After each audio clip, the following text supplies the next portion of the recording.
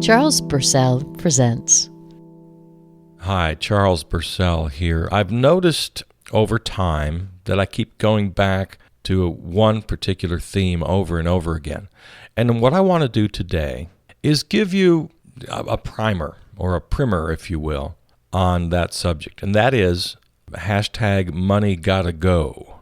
No money at all. I've talked about it on several podcasts, but never really gotten down to it. So I'm going to devote this particular half-hour podcast to that. All right, no money. I want you to imagine a world where the very concept of money does not exist.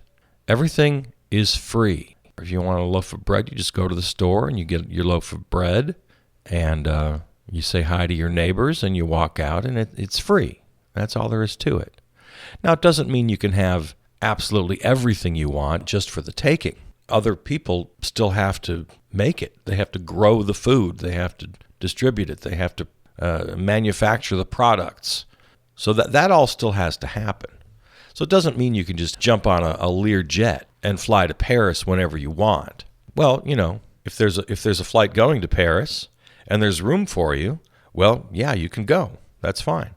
Now, will that still happen? I'm thinking, sure. There are plenty of people who would like to travel. And I think there are plenty of people who would like to organize the world in such a way that we can travel, right? We'll get into all of this. Are there still laws? Well, of course, there's still laws. We still have to live together. By the way, and it's not a by the way, it's right at the center. It should be right at the top. Democracy has to happen. We have to live democratically. Small d Democrat. I'm a small d Democrat. Or maybe better, all cap Democrat. I'm an all cap Democrat. So yeah, democracy. So there are still laws. There are far fewer laws because so many of our laws now are centered around money and commerce and finance and trade and all of that. It's crazy. Go through our books. It's all about money. By the way, and I'm sure you figured this out already and you're going to know as we go, I haven't got this completely mapped out. I'm not suggesting that I somehow, from high above, from my lofty perch, am going to suggest and then impose this great new system. I'm suggesting a fundamental tenet, no money, from which a new system would grow organically. As I said, the other fundamental tenet, it's two parts, it's no money, and yes, democracy. I have all the faith in the world that a system would grow. We don't have to change things drastically. For example, the United States Constitution, it's not bad. It's actually pretty good.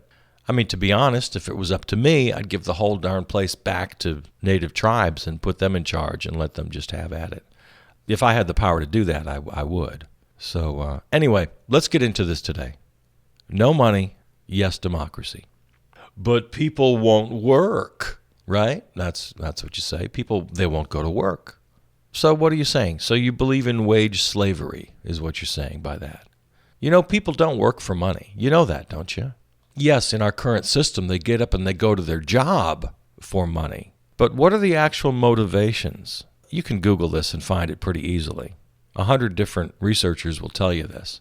People are motivated by a purpose. They want to serve. They're motivated by service to other people.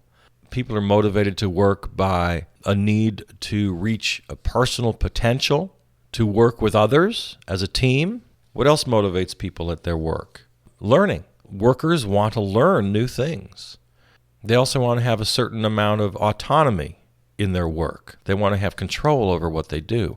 These are all the things that bring happiness to work and purpose to work.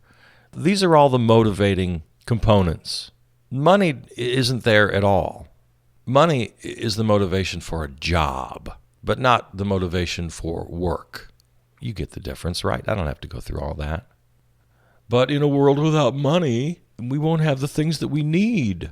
Well, yes, we will. Yes, we will. We're still living together on the planet. We need things. We'll work and provide them for each other. You don't think we would do that? You must have a very low opinion of us. We'll have what we need. Well, okay, then. We'll have what we need, but we won't have the things we want. We have the things we want because of unwilling workers? Is that what you're saying? If we don't force people to work in jobs that they don't want, then we won't have what we want. And you're okay with that. Well, I take pride in my work. I don't hate my job. I take pride in my work. Yeah, okay. I hear you. That's a kind of a tough psychological nut to crack. People do take pride in their own oppression. That might be hard to hear, and you might instinctively bristle at that. But when you have to get up every morning and go to a job that you don't really care about, well, you got to play some pretty good mind games with yourself. You got to develop a pretty good cognitive dissonance. You got to make it all okay. If you don't, you're going to be miserable, right? So, yeah, the whole taking pride in your work, I get that. I understand. You're working hard. You're providing for yourself and for your family. And then you're, in essence, buying your freedom for the weekend. I get it. But in a world without money, you won't have to do that. And if you want to work, and I think most of us do, there's still plenty to do. Like I said, the world doesn't change that much. It just gets a lot better for you and for everybody else. There's still plenty to do. We still need things. We need to eat, and we need to have houses and apartments, and we need things. So there's still plenty of jobs, just without all the negative connotation. All right, then. So if I don't have to work, then I just won't work. I just won't show up one day. I just feel like I want to sleep in. Well, no, you wouldn't do that because you'd make a commitment. In a world without money, when things still need to be done, you'll take on some responsibilities and you'll commit to the other people at the workplace, and you have responsibilities, and you'll get up and you'll do it. You'll honor that because you're a good person. I have total faith in you. Well, yeah, but not everybody will. Well, sure, okay. I guess maybe there's some bad people out there, but I think it's pretty easy to devise a system where the people who you work with and the people in charge of the enterprise, we'd be able to know your record. You'd still kind of have a resume, and there'd be word of mouth. And if you're really bad at your job and you don't show up, then the next place you go to, you can't just walk in the door. Again, I got to caution you not to think that I'm completely reinventing the wheel. You can't just walk in the door and say, okay, I want to be a brain surgeon today. No.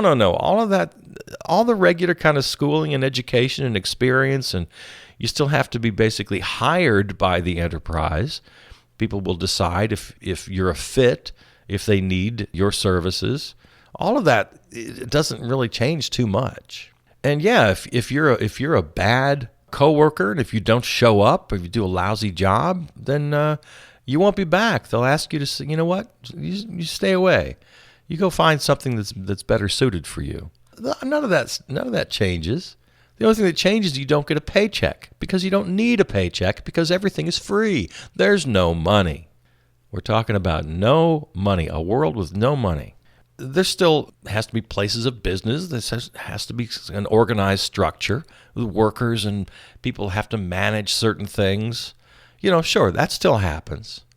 Now, the difference is, and this is where I'm sure you might have already been thinking in your head, well, this is just socialism. No, it's not socialism. Socialism still maintains money as kind of an organizing system, right, as central to it. They just want to redistribute more evenly.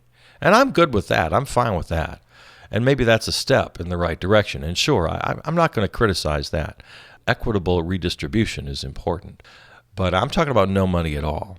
So who's the boss then if there are no owners, right? The person who owns things in today's system is the boss, right?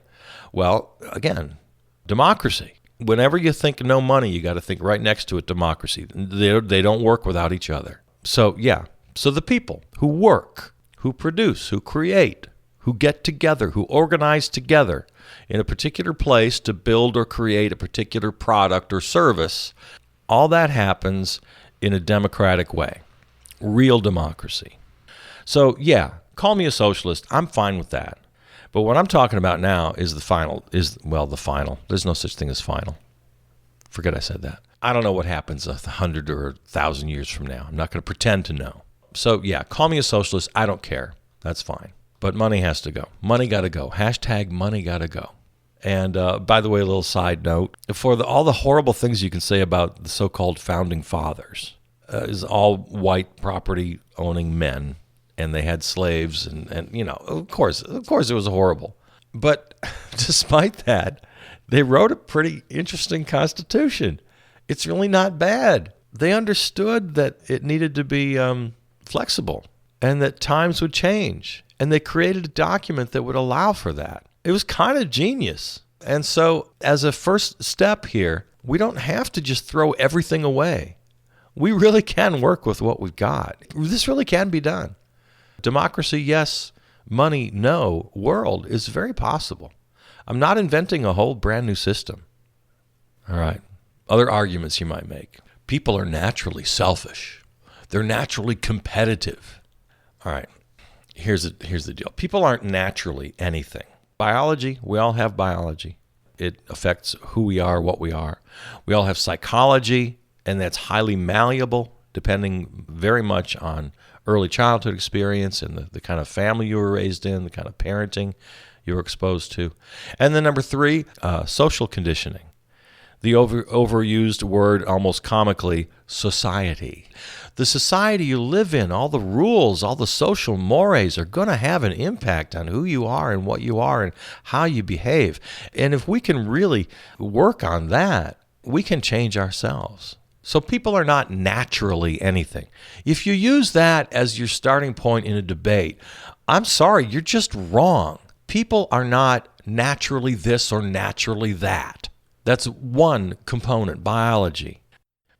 We're talking about no money. We're talking about a world with no money. All right, your argument again. Let's see.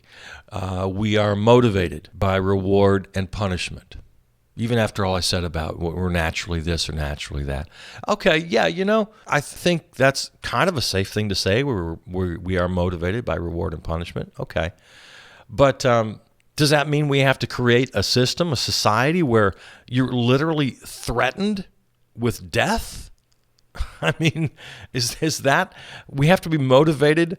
It has to be a life and death question here. Work at a job, even if you hate it, or you and your family will starve and die. I mean, that's basically what we've got right now. It's a life and death proposition. This assumes, talking about us making assumptions about our nature, this assumes the very, very worst of people, that we only work for the betterment of others on the threat of our own death? That's it. Why would you assume that about us, about humans? Well, whoever said life was fair? Just suck it up, be a man. Oh, I know you've heard it. I've heard it. I know you've heard it. Life isn't fair. Go do your job that you hate. That's what a man does. That's not strength. That is not strength. That's surrender. That's just surrender. Well, my mother was a single mom and worked 2, sometimes 3 jobs. She scrubbed floors so I could have a better life. She's a hero. Yes, okay, fine. Good for her. That's wonderful. This is an iconic story. Presidents from the podium, at their State of the Union talk about people like this. But the problem is it glosses over the fact that your mother, if she had to do this, scrub floors and work 2, 3 jobs, she was totally screwed. Yes, praise her for being unselfish, but you know what? She was screwed. No person should ever have to surrender her own life for someone else's, even for her children.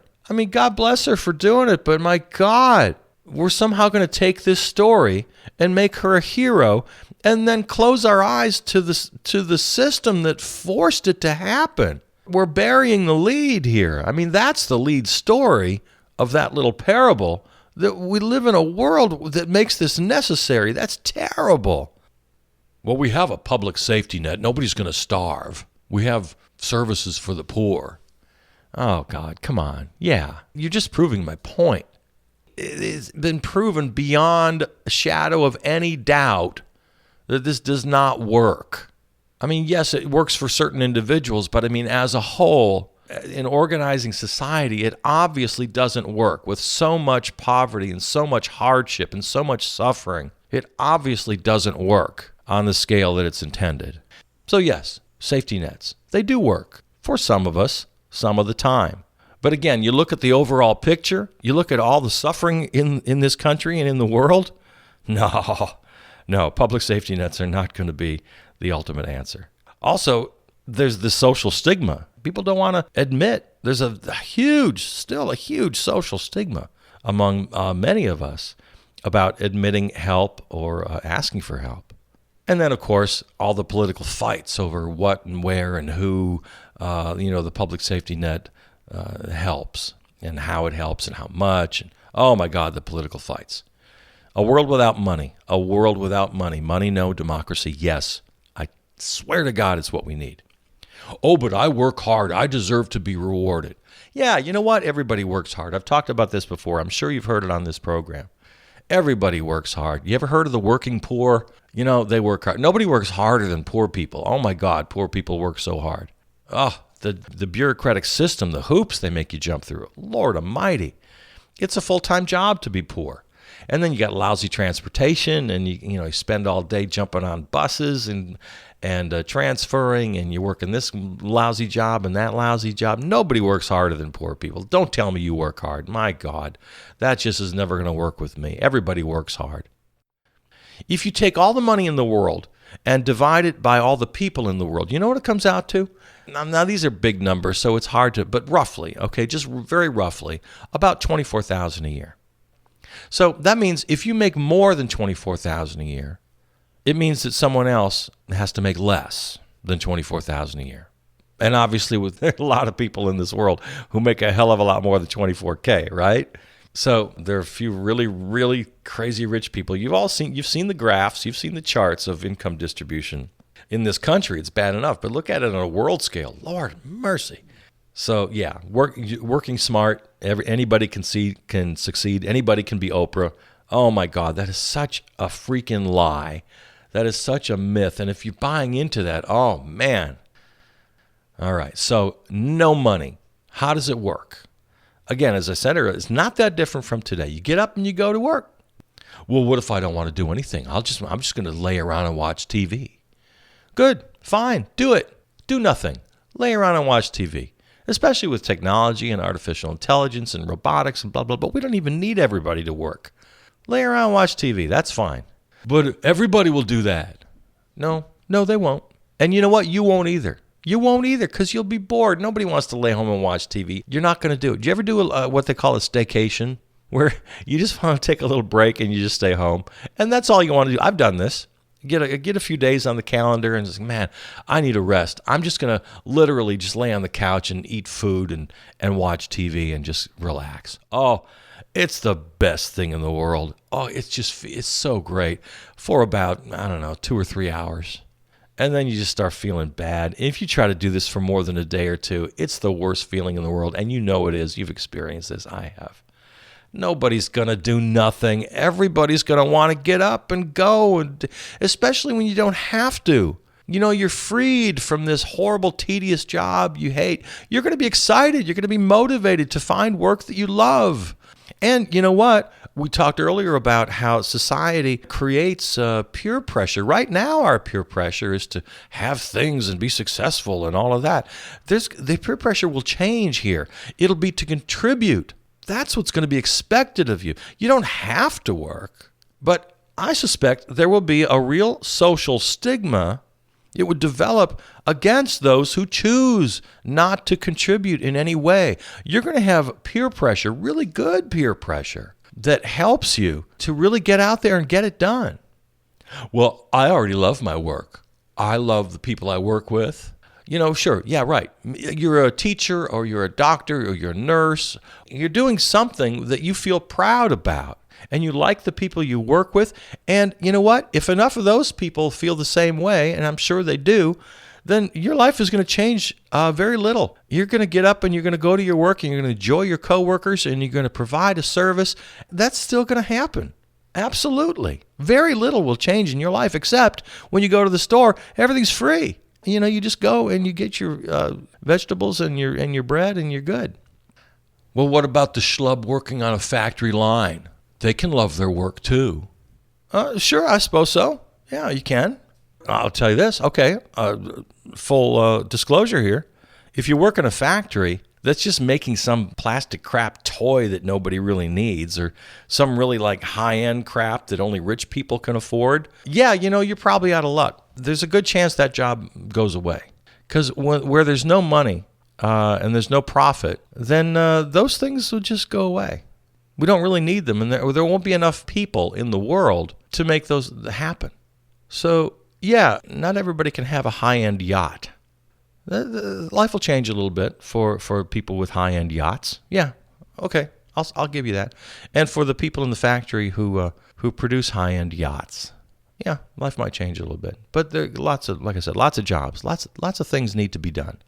Lots of people need to be cared for. Lots of kids need to be taught, and people need to take care of each other. And we'll be able to do that. Well, if there's no money, if there's no pay, who picks up the garbage? Are you kidding me? Outside all day, riding around in a truck with your buddies? You're providing a real, genuine service to the community, for the environment? There'll be waiting lists for those jobs. You got to have a better imagination. You got to think about this. A world with no money. Money got to go. But here's a big one now. How do we get the raw materials? We got to build things we need, schools and hospitals and transportation. Well, again, the same place we get them now. It's not that different, but with democracy, our central organizing value, instead of profit, decisions will just be a lot smarter. We'll use far, far less. We'll build far less. We'll manufacture much, much less.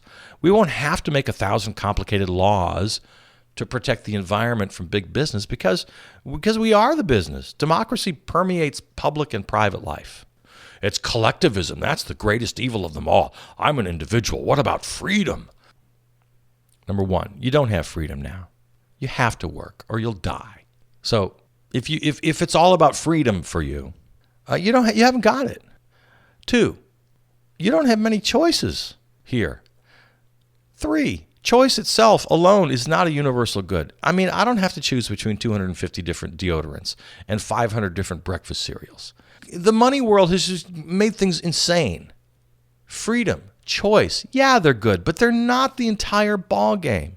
And number four, here, an entire industry, an entire multi-billion-dollar industry, advertising, marketing, to create demand, to tweak with your freedom. Oh, I don't listen to commercials. I'm not affected. No, of course you're not. They spend those billions of dollars because it doesn't work. Of course it works. If you're all about freedom, wait till you live in the no money world. Your freedom will go through the roof. This whole collectivism versus individualism thing, the whole idea of the founding fathers, and for the time being, we're stuck with it. And I said earlier, it's not really too bad. The original idea was about balance. If you're just crying freedom at the top of your lungs, then you're just showing your own ignorance. You're not a patriot. You're just a dope. The other half of the equation is justice, equality, liberty and justice for all. That thing you want to make kids say, every day at school and Pledge of Allegiance, liberty and justice, not just liberty for all, liberty and justice for all. If you're going to force kids to say this, then you ought to know what it means. Eliminating money creates more freedom than you ever dreamed of.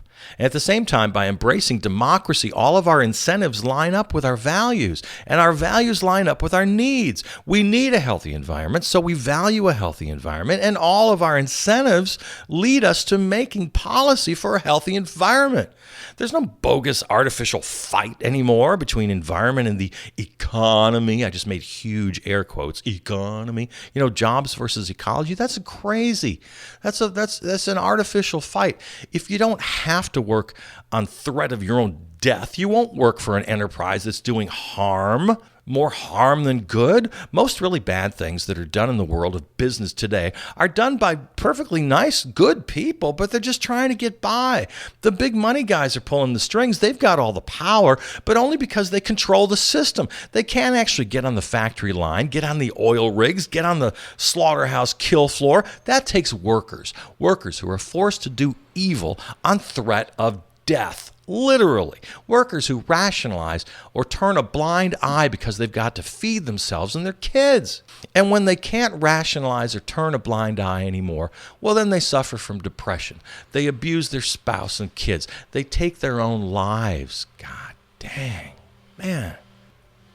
Getting rid of money entirely, getting rid of the very concept of money will have a ripple effect to a better life for all of us, collectively as a nation, our communities, our families, and each of us individually.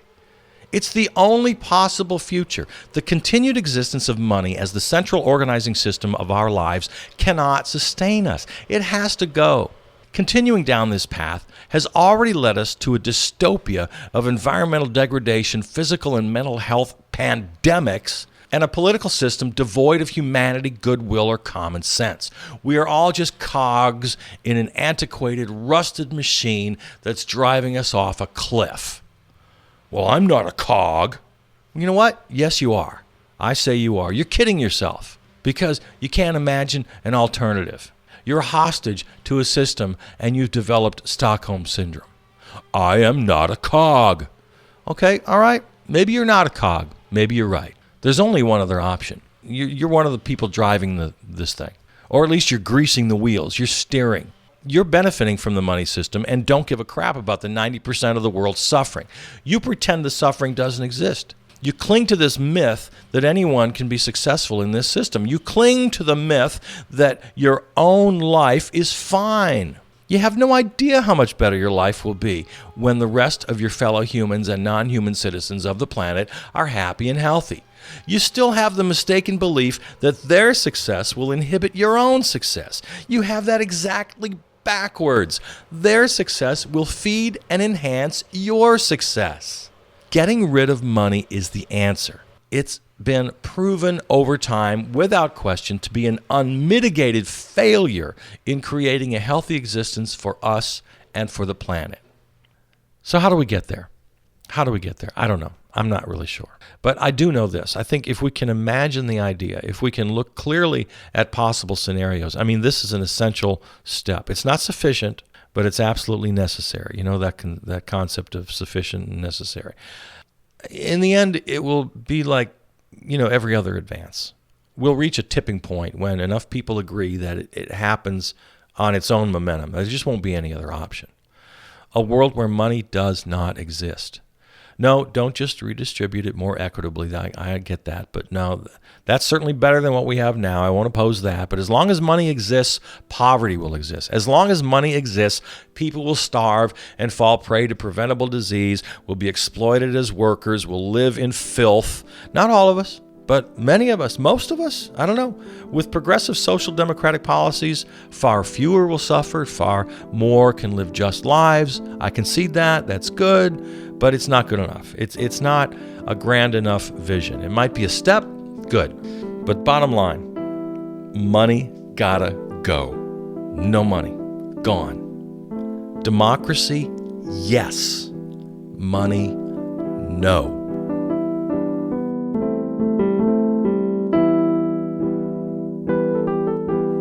Find this and every episode and more at the website, charlesburcell.com. You can also follow me on Facebook and Twitter. You know how that works. Listen and subscribe at Apple Podcasts or your favorite platform. Search Charles Burcell Presents.